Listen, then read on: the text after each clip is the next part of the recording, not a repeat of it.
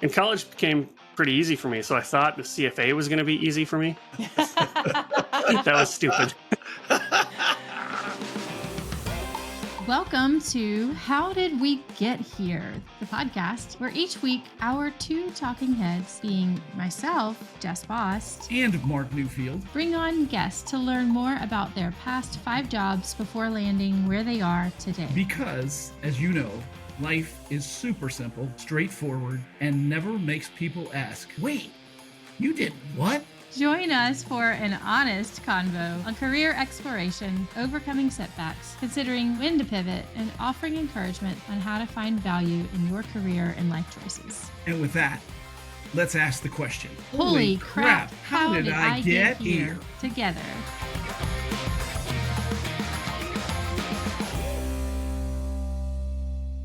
And we are back.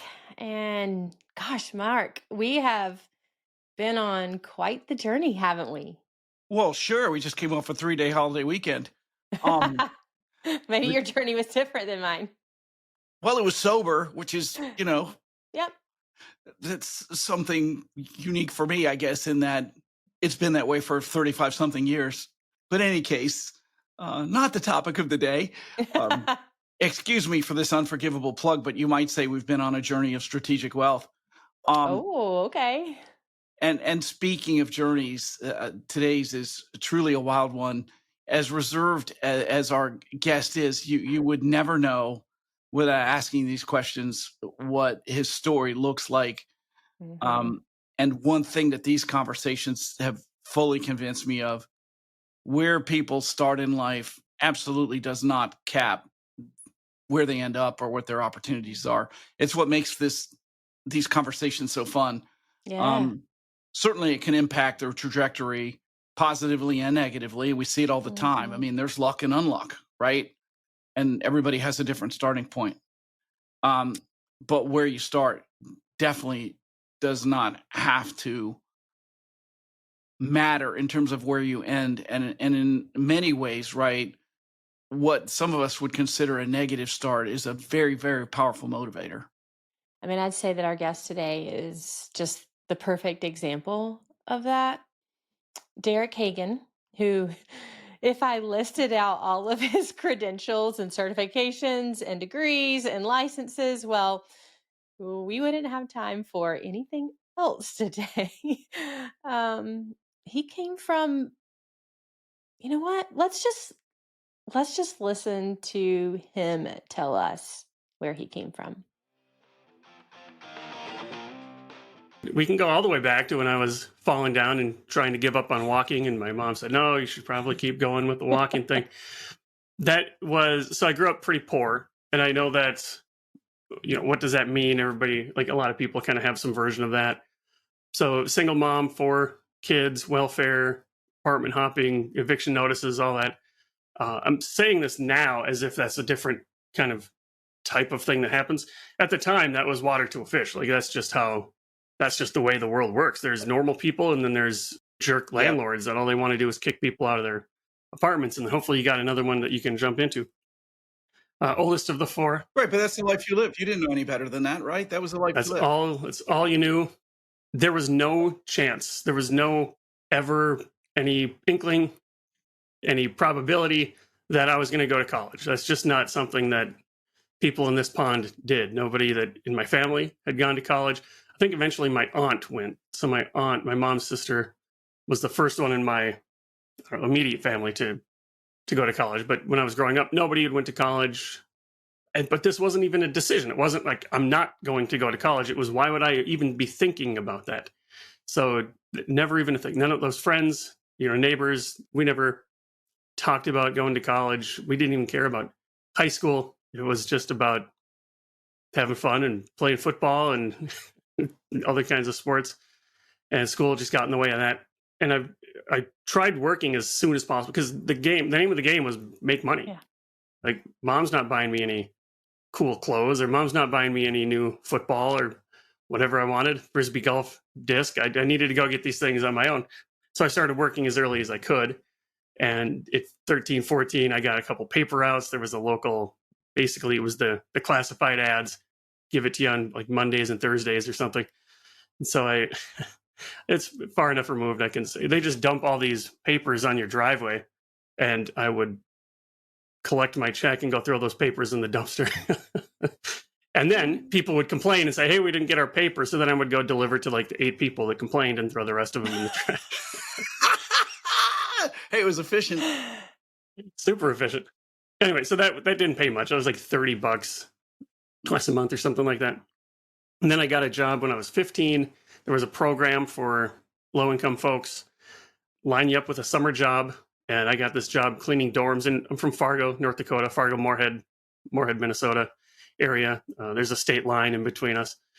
And there's a lot of colleges there. Tell me you didn't clean a shredder. No. I got the shredder stuff and tried to piece it back together. No, just kidding. A lot of colleges there, though. North Dakota State, Minnesota State, private college called Concordia College. So there's just a lot of college kids there. So I got a job at the private school, Concordia College, cleaning the dorms. So kids leave in May. We need to clean up, or they need to clean up the rooms, get them ready for August when the new batch comes in. It was cool because it was a regular paycheck every week that I got to spend however I wanted. When I was 16 in Minnesota, that's the age at which you can get a W-2 job, like a real job. So I got a job washing dishes at a local family restaurant, worked up to cook and then kitchen manager. All this happened. I finished high school, and for 2 years I did cooking. I was a kitchen manager, and that was going to be it. Maybe I'd work myself up to assistant manager or something. This is it. This is all that I had in mind. This is scarcity mindset at its core, because it was, I just need this money, and I'm going to spend this money, and then I need to get some more money by the time this other money comes in. And if I start making more money, then I can buy more stuff. Again, this is water. That's all that this was. And then I remember, at least I know memories aren't recordings, but as I think about it, there's a pretty vivid memory, or at least feels like a vivid memory, of a particularly busy night. I think there was a concert that nobody knew about, so we were severely understaffed, and everybody came, and it was like me, and that's it, and 200 people. And I remember thinking, I don't want to do this work anymore. It's hot, I'm sweaty, it's gross, it's greasy. There's got to be a way that I can work with my mind, or somehow sit at a computer instead of standing up all day in front of these hot grills. So that's when I decided to go to tech school. Having listened to that, and if you go look at all his designations, you know he's one of one. Now, he's not the only person who grew up in a family where no one went to college. He's not the only person with a single mom, welfare, apartment hopping when the lease ended every single time, and that's what he grew up in. So he called that water to a fish. That was just his life. By the way, if you are not familiar with David Foster Wallace's This Is Water, I would tell you got to listen to it or read it, because we all suffer from not understanding that it's just the water we're in, or sometimes benefit from it and don't know it. But the only way to survive that rat race was to make enough money just to be able to keep the car running. And it wasn't like he didn't need no stinking Mercedes, right? He just wanted a car. It could have been a 10-year-old ratty Corolla with 120,000 miles on it. He just needed to drive. Yeah. And then one day something hits you, something hit him. Who knows what the driver is or why?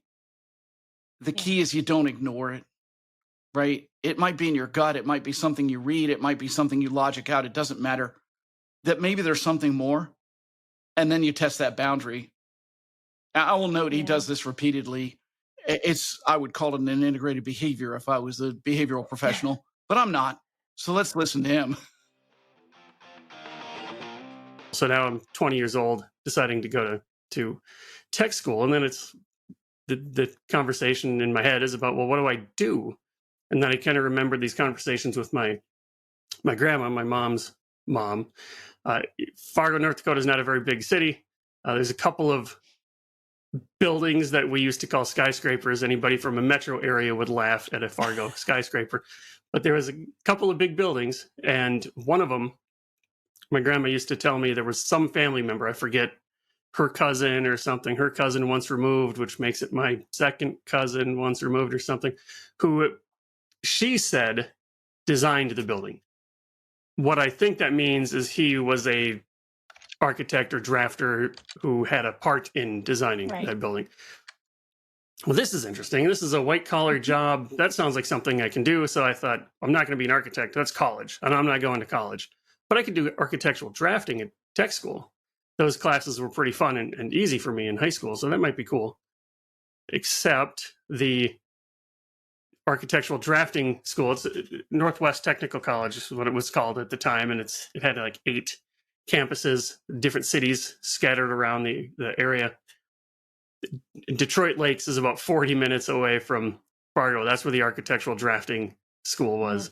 And it's funny having moved to a metro where everything's 40 minutes away, but at the time it's like, I can't go 40 minutes to school. So I'll settle for mechanical drafting, which is at the school 8 blocks away from me.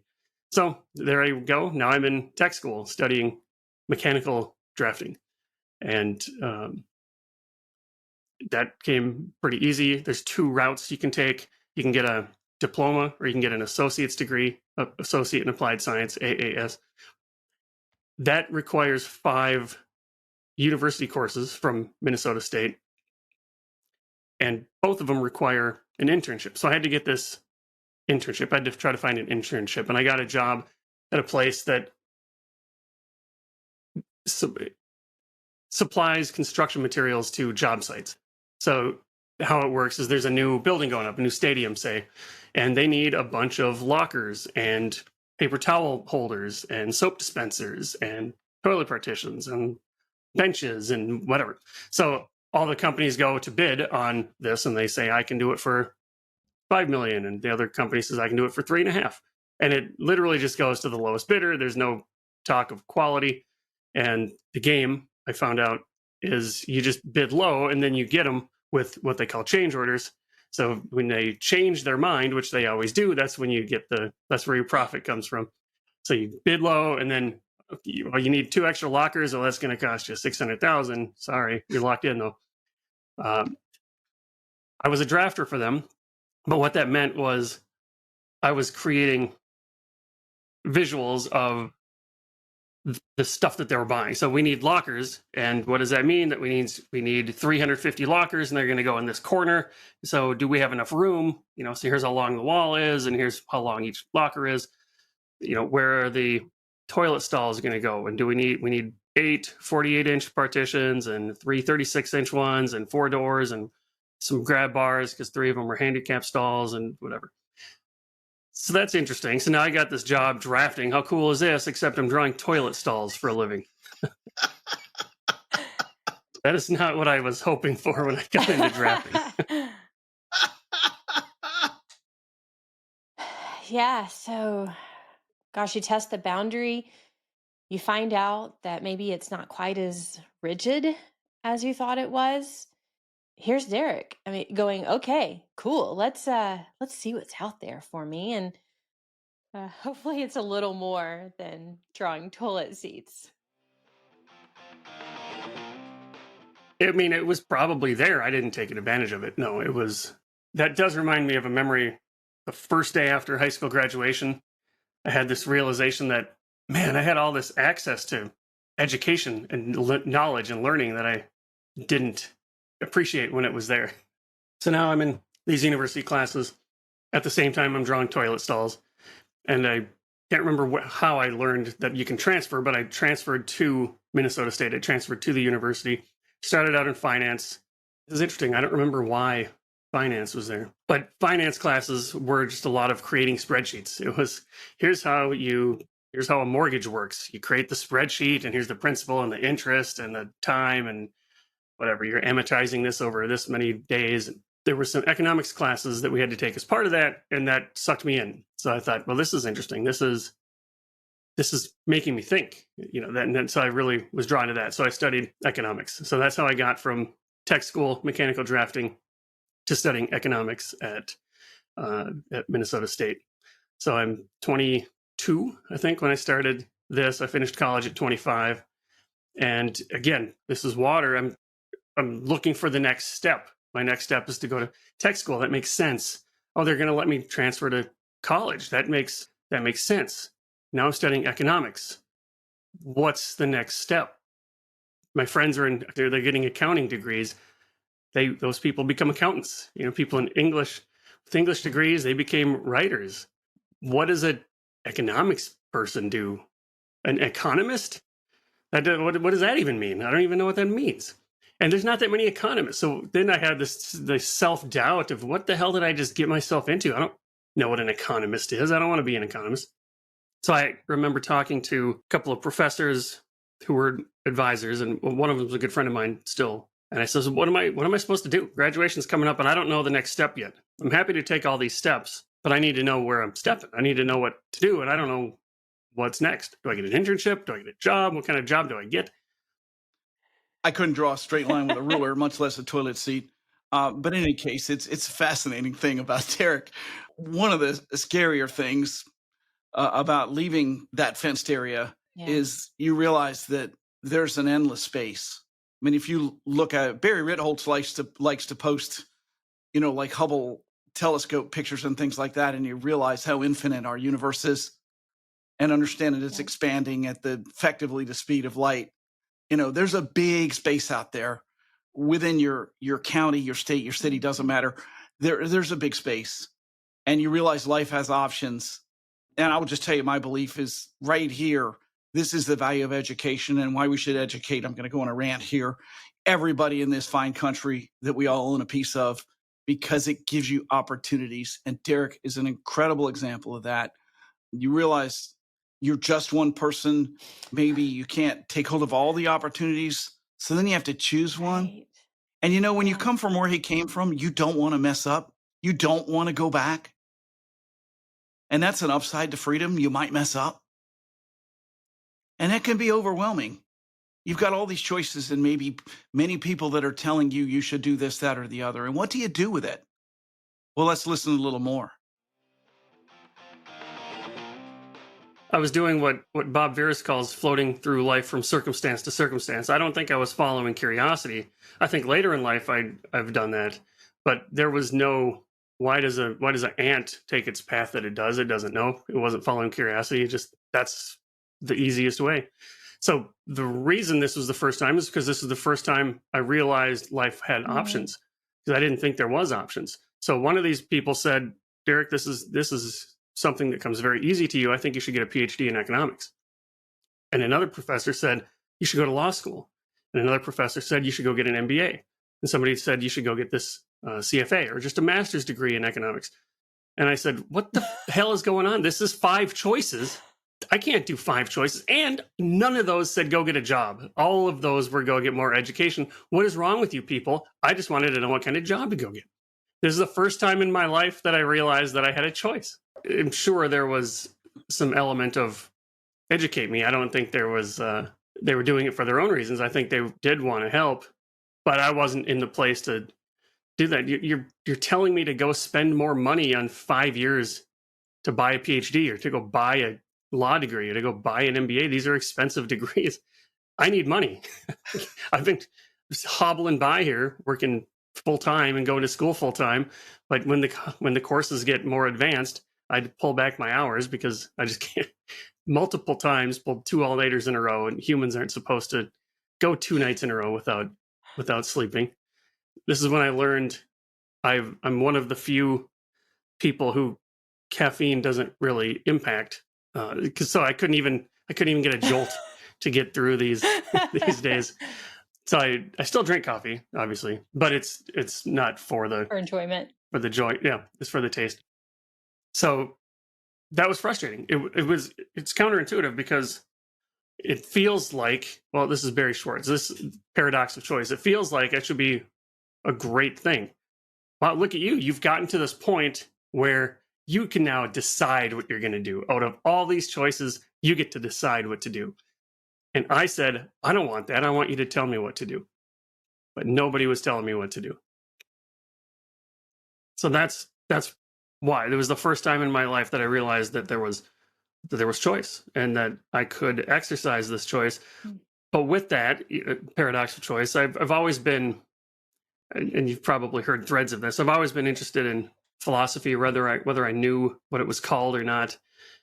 Existentialists have this idea that freedom is kind of a paradox. We want freedom, but we also don't want the responsibility that comes from that freedom. And that's what I was staring down the barrel of there was, wait, what if I choose the wrong one? What if I go get a PhD and then that's 6 more years, 5 more years of college, and then what? Then I make 60 grand as a professor? Is that right? I don't know. And they say, well, you probably make more than that, and you get your summers off, and you get to choose your schedule, and they made a compelling case. But it's still like, what if I make the wrong choice? If I'm just following the path ahead of me, then I can keep blaming it on the system, or I can keep blaming it on my upbringing, or I can keep blaming it on somebody who pointed me in the wrong direction. But this is me now. This is me having to make this choice. And so that was, I didn't feel the upside of look at all these choices. I felt the downside of there's too many things to pick from.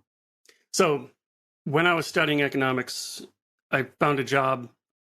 I was still working. I quit the toilet stall job, went back and got a job at a different restaurant doing some cooking at night.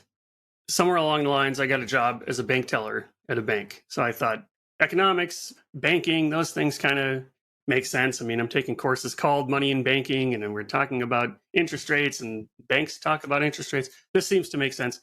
So I'm working at the bank, and I found somewhere at the library, the school library, there was a book on something like careers in finance or something like that. And I wish I still had it.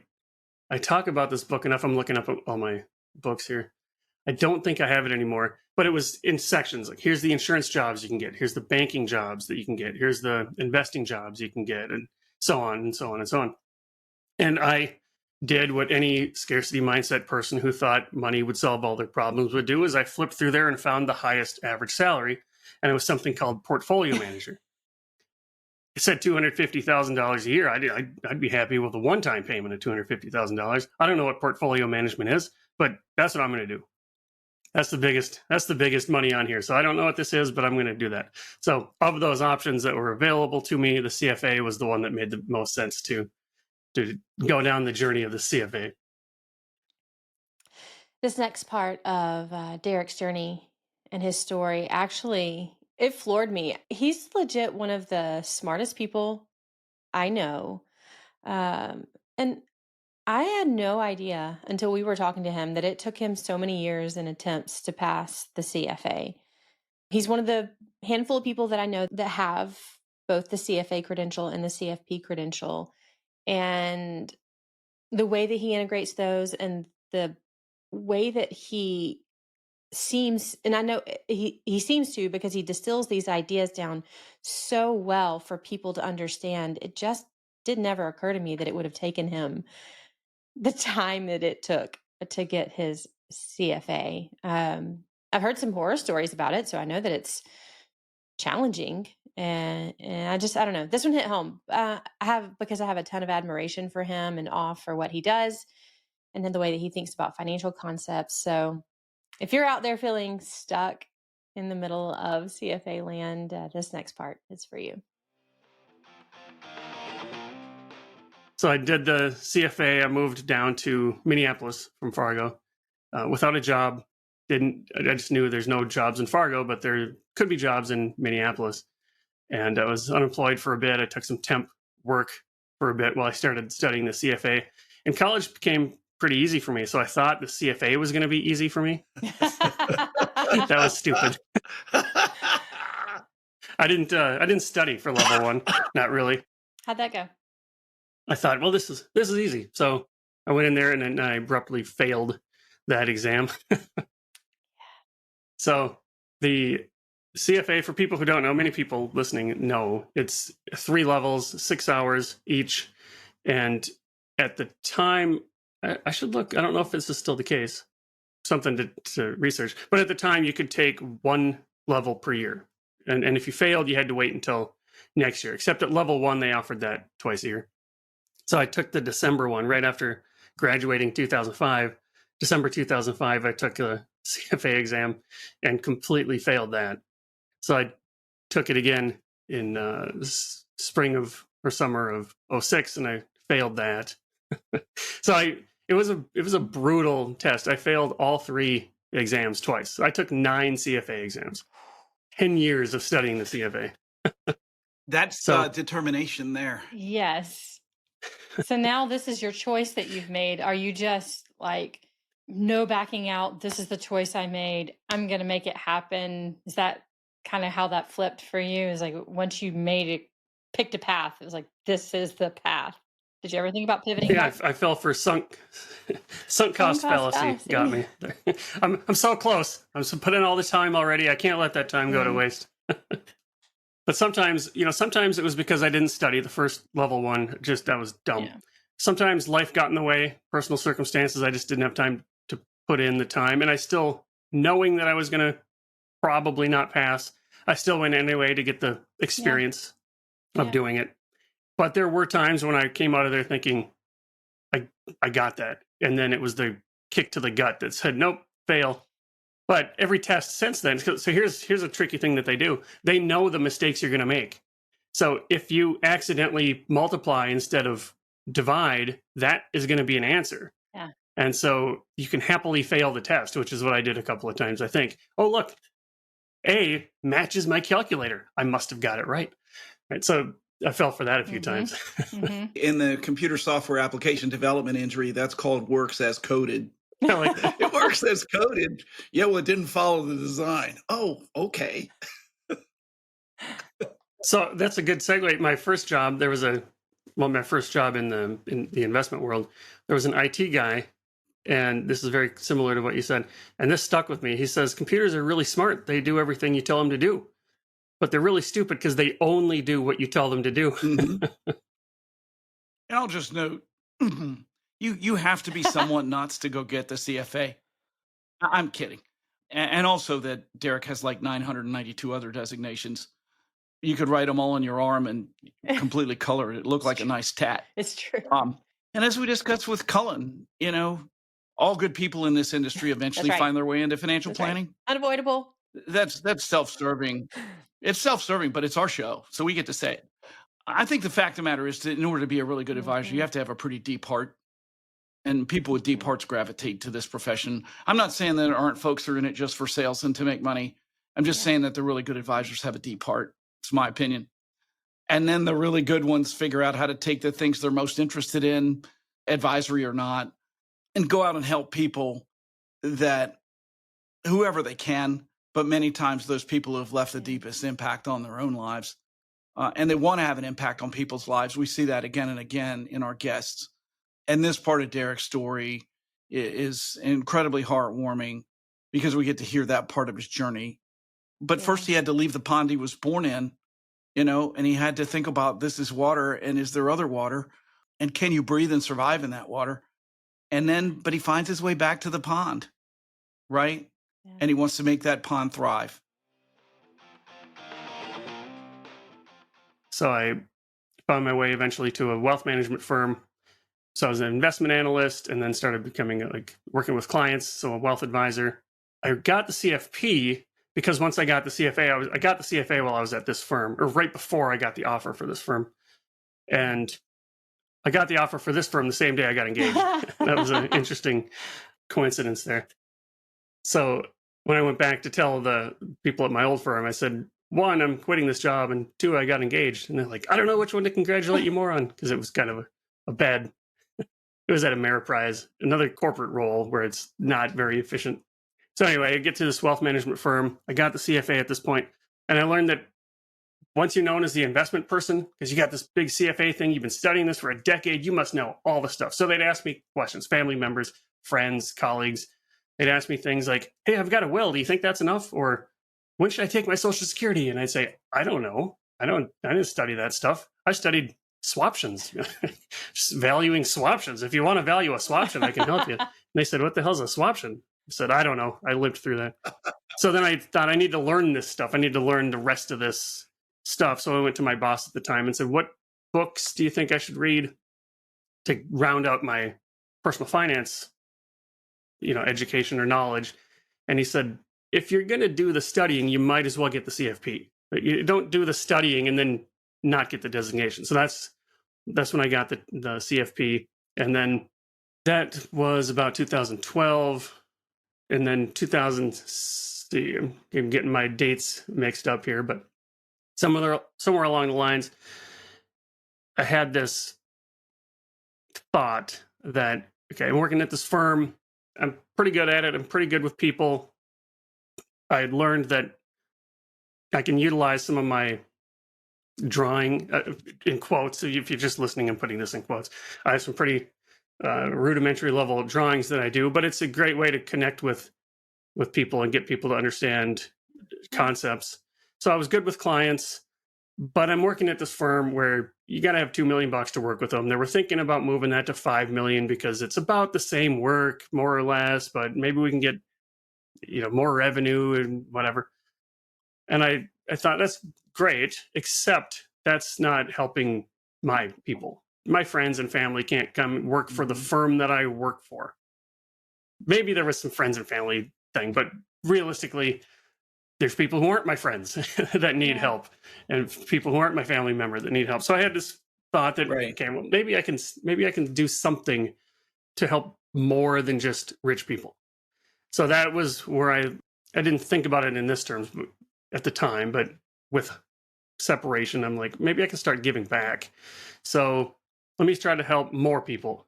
So I went off on my own and was going to do an RIA thing. I did for a short amount of time, but then this is now getting into 2017, and leading up to this, I had started thinking about becoming a better listener. Carl Richards was getting more famous at the time, and he had this thing that advisors are really crappy listeners. And I thought, well, I can kind of see that. I mean, especially the stereotypes. It's harsh, but not incorrect. Yeah. Exactly. So I wanted to learn more about listening. So in the meantime, I took some training with Carl. He had a real financial advisor training program at the time. I did that. That was a good fit because I was already into the visual thing, and he is a visual guy. And then I got into Dan Rome and Tim Urban. And so anyway, that just catapulted my visual communication. So I'm studying with Carl Richards, still trying to learn more about listening. And listening is a weird thing because I used to think, as I think a lot of people do, that there's either good listeners or bad listeners. This is a black and white binary thing.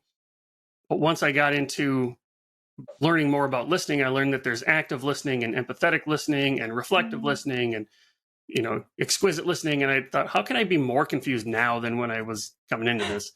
So I super confused, come across a Journal of Financial Planning article written by Ted Klontz and Brad Klontz called Exquisite Listening. And so I'm into this stuff, so I read it, and there's this throwaway line, one single line, at our seminars, we have our participants, blah, blah, blah, blah, blah. But they didn't tell me anything else. They didn't have any, if you want to learn more about these things, contact. Seminar. Yeah. Exactly. And this was this is a paper journal. There's no links in here. You can't click on any links. I didn't know these two at the time, so I went on this mission to try to find their email addresses. Reached out, finally got in touch with them. This probably took a couple of weeks, which is kind of funny because now you can just DM somebody on Twitter or an X. But Ted is famously offline, though. Brad is pretty online, but Ted, you had to track down. Exactly. So what I found out is that Ted has these weekend-long listening seminars outside of Nashville. So in July of 2017, I went out to the country of Tennessee and spent 3 days learning how to listen. And I thought it was going to be just shut up, open your ears. But this was a whole thing about neuroscience and psychology and evolutionary biology and even philosophy. And it was a mind-opening event, a weekend where I realized that there's way more to the world than just knowing the math. And so that changed me. I followed him to Creighton. I did the graduate certificate in financial psychology and got their certified financial behavior specialist designation. And then from there, I learned Financial Therapy Association. They were coming, so I joined that organization, and they created a certified financial therapist designation. So I thought, what the heck, I might as well get that. It turns out I was the first non-board member to have the CFTI, so that was kind of interesting. And for the longest time, I was the only person in the world with both the FBS and the CFT. So that's not the case anymore. But I was at one point the only person in the world with that combination of designations. That changed. So then I started offering, I called it financial psychology or financial therapy, but I started offering this kind of interior money offerings to people. So how can I help more people? Well, I can help them with their relationship with money. So that training with Ted opened the door to this new world of helping people prepare and think about their relationships with money. And shout out to Ted. He's got some issues right now. He's in the hospital, but sending love Ted's way. But he had a major influence on my life, just in terms of how he thinks and what he teaches and all of that stuff. And that was, that sent me down the 5-year journey of exploring interior and exterior finance, or it's talked about in different ways. And then, of course, looking back, it's easy, I guess, in retrospect, to see how these roads have led to where he is now. Yeah, so I can round out the finishing there. So I love the idea of working with people around their relationship with money, and that's been going incredibly well. It's been 5-6 years or so lately. So similar to working with just the people who already are rich, is there a way that I can help more people? Has become a question that I've been thinking about a lot. In my best, working as a solo practitioner with individuals and couples, I could maybe help 35 people a year, maybe more if I really cram my calendar, but that's not the lifestyle I want. Well, maybe I could create a big financial therapy firm and hire a bunch of financial therapists. Again, I don't want to be the manager. I just wanted to be so how can I help more people? And then, I got to learn about Carol Anderson. She's playing in the same sandboxes as Ted Klontz and Rick Kaler and Susan Bradley and Dick Wagner and all those people, and George Kinder, can't forget about him. So they're in the same sandbox. And then she just recently retired. I knew her daughter Amy pretty well, and we just started having some conversations. And I thought, training advisors how to implement life planning and good communication into their practice, that's a really cool way to try to expand my reach and reach more people, get on a bigger mountaintop and shout from a louder megaphone that this is about life, not about money. The money is important, but it can't be the first filter of your world. It has to be the life. So what does that mean? And how do you help people get there?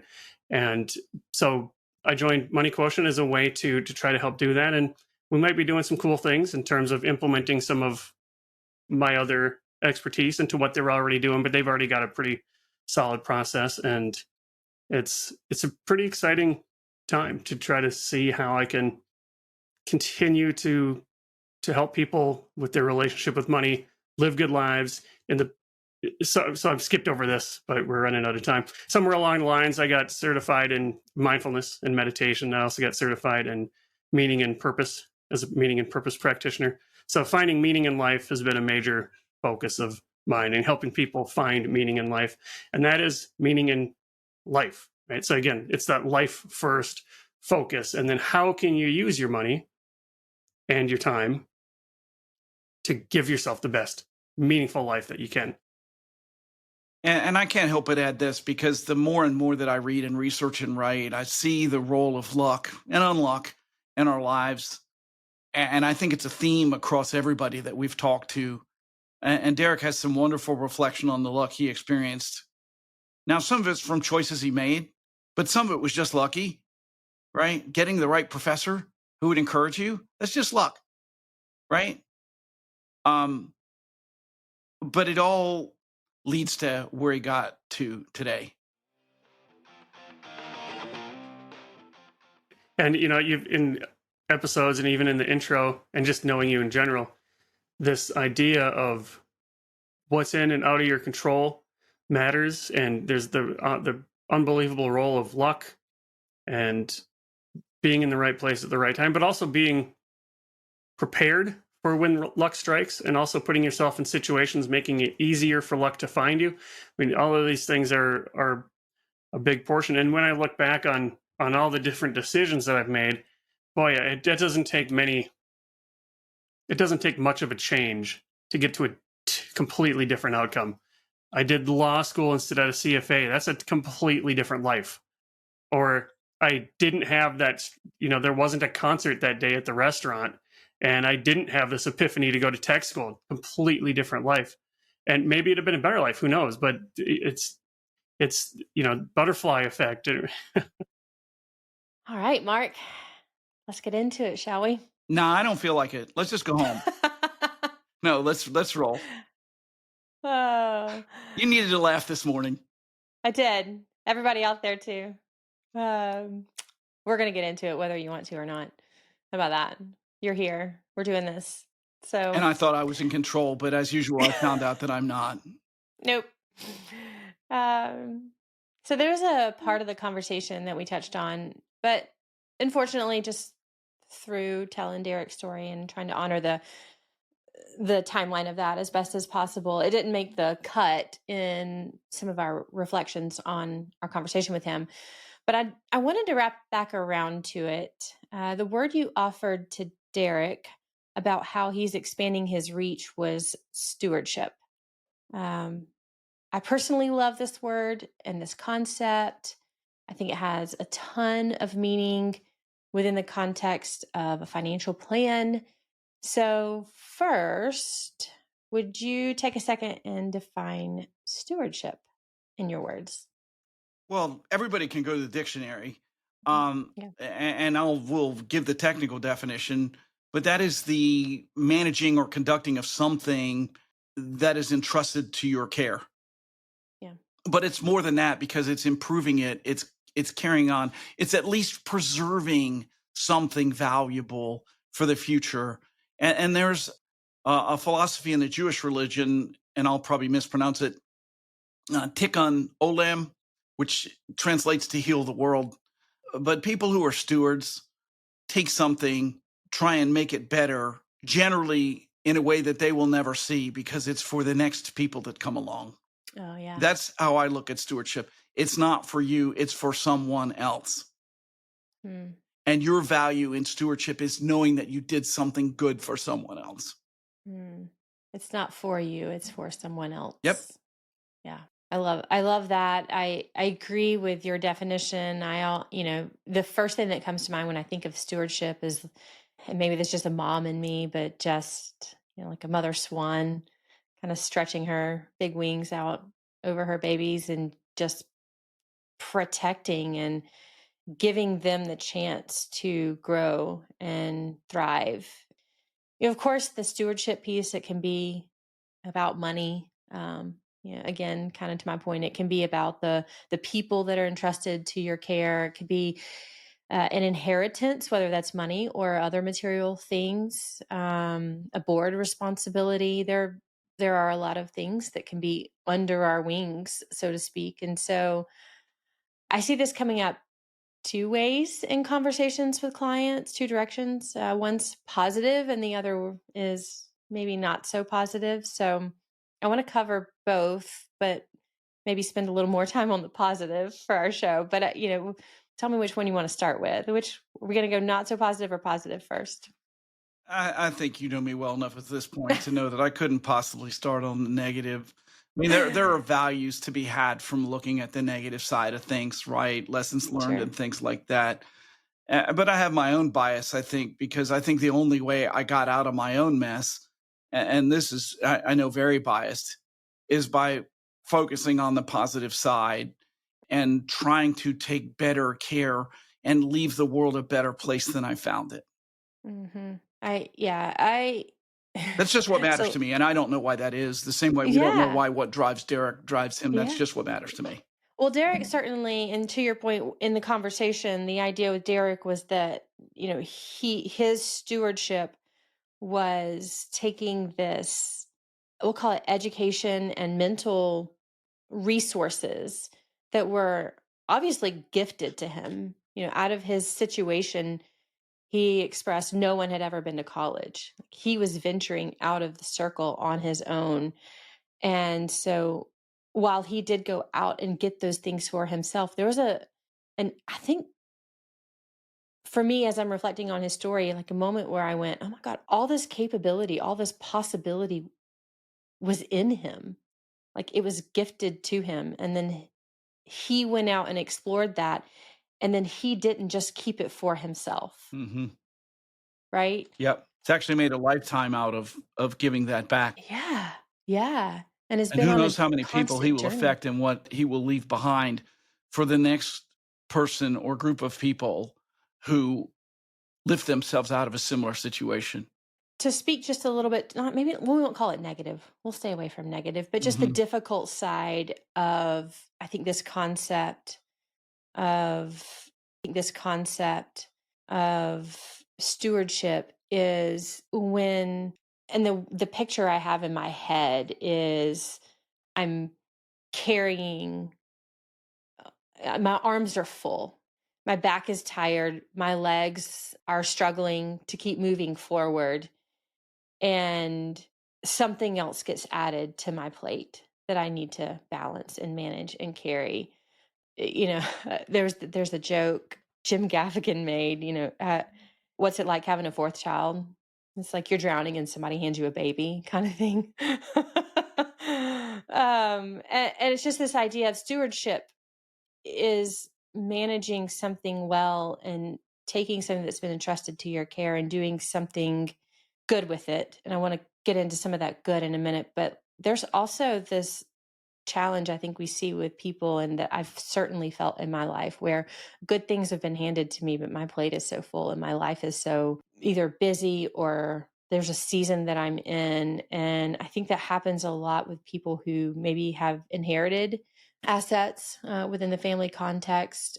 They get entrusted to the wealth and they just don't know what to do with it. They want to do the right thing, maybe in some cases, but they have no idea how to do the right thing. I see this a lot in some of the older, especially the older women who have husbands have been managing the finances and they get entrusted to this wealth and they don't know what to do with it. And it's scary and it becomes more of a burden than a blessing to them.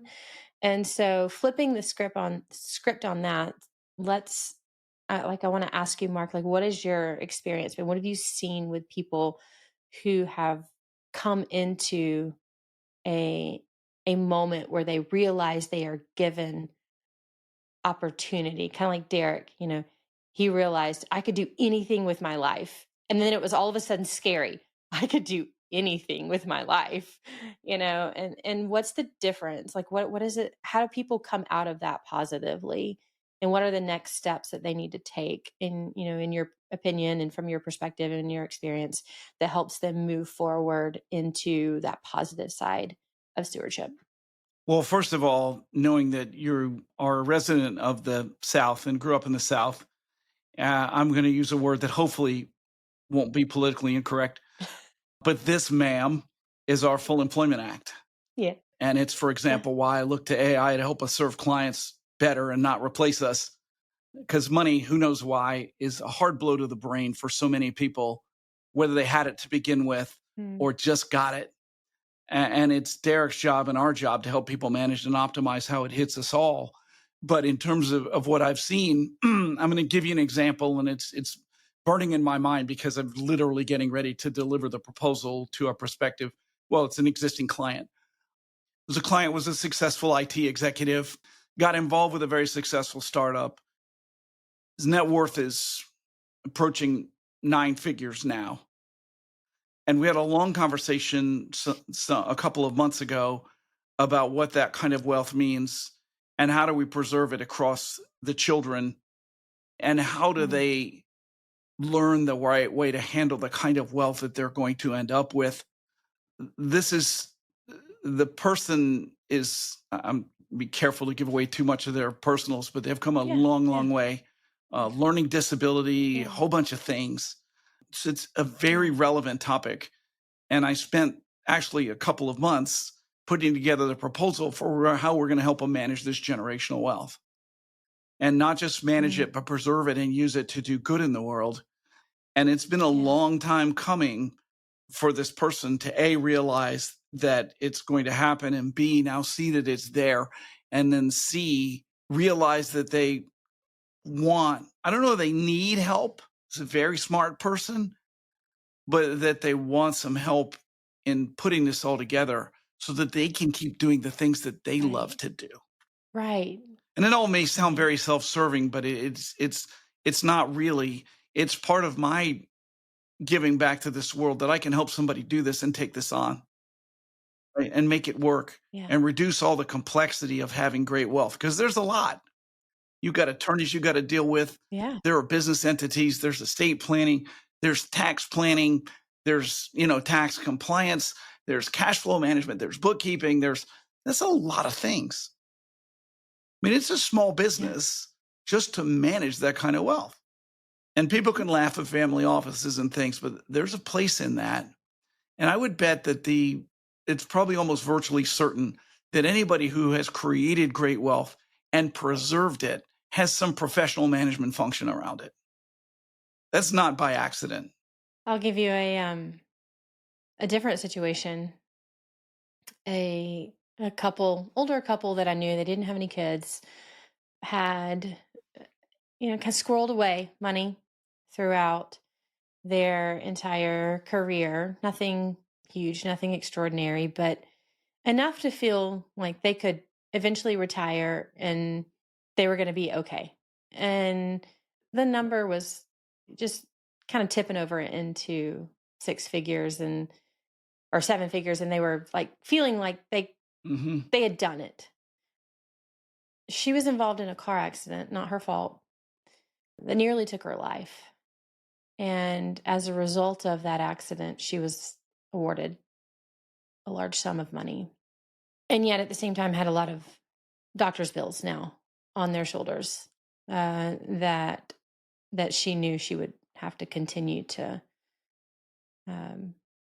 pay for and take care of, both mental health as well as physical health, just variables that they weren't ever anticipating. This money that was provided as a resource and a way to, in the ways that it could, take care of the fact that she was not responsible for this event.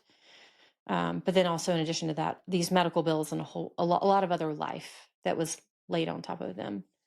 And because they, kind of, again, not maybe to the South, but just the way they were raised, the way their values and their culture, she had eyes on wanting to be able to give some of this money away because she was so grateful to still have her life. And she felt like she owed that in ways to say thank you to. There was just, kind of a few things that she wanted to pass that on as a way of gratitude for still being here and still having her life. And so when I met with them, this was kind of laid out, here's the money we have already. Here's the money that was awarded to her for this incident. Here's now a gift that we never thought we would be able to do, that we now want to be able to consider, but we don't want to do it to the detriment of our financial security. How do we do this? And so their posture was already stewardship going into it, but there were so many question marks around if they could be stewards of this money in a way that went beyond themselves. Well, and given all of her needs, I will note for folks out there that the mental health side of severe injuries is equally as large as the physical recovery side. But the question that remained from a financial planning perspective, right, was given the contingencies you had to plan for from a medical care cost perspective, was there even excess wealth really there? Right. And how much risk is there in giving something away now that you then need later? Yeah. And these are the challenges, right? Right. Yeah.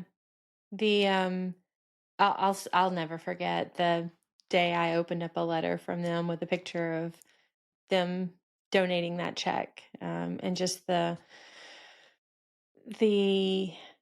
meaning that they were willing to share with me out of that experience. That, the meaning for them, it was meaningful for me that they were willing to share that experience back with me. And yeah, just that opportunity to help people figure out, what does stewardship look like? What are the, not boundary limits, but the opportunities that are available with this wealth or with this thing that's in my care? And to your point, to be able to partner. And I think that's back to that image of like carrying so much and somebody adds something to the top of it. Like, imagine yourself just being able to trust someone standing next to you to hold some of that for you, and not to take it and run with it and never talk to you again, but just to continue to walk with you in that journey and hold some of those things for you. And then when you need access to them or you want to see what's going on with them, they're just right there. And I do see, some of the work that we do and some of the most enjoyable work that we do being as that kind of partner, that person that can help manage and hold and carry some of the load. That's it's a tautology, but it is so true. I mean, what's better than helping someone achieve something that's important to them? Yeah. Find me a better long-lasting feeling. I mean, you might fool yourself with a good gelato, or I'm a car guy, so, a really cool car. You might fool yourself with that. But I just don't think there's anything better. It just hits you in the emotions and in the feels, so to speak, to use a cliche, and you just don't forget that. All right, folks. That wraps it up for today. Thank you, Derek, for being incredibly gracious with sharing your life story. Not just the career pieces, but all the little, like the glue and the tendons in between that gave it all so much meaning. For the conversation that you inspired on stewardship, and to use Derek's own word, meaningful money. And I hope you'll all go follow him, check out his drawings, his blog, keep up with all he's doing now at Money Quotient. We're so excited to see him land there. It's just a perfect fit. It is. And thank you, Derek. Thanks, everybody, for listening. I will note in another little minor plug that we are experiencing our own version of Moore's Law here, in that every edition of this seems to be doubling our listeners and viewers. Yeah. So we are very, very grateful for that. So thanks, everyone, for listening.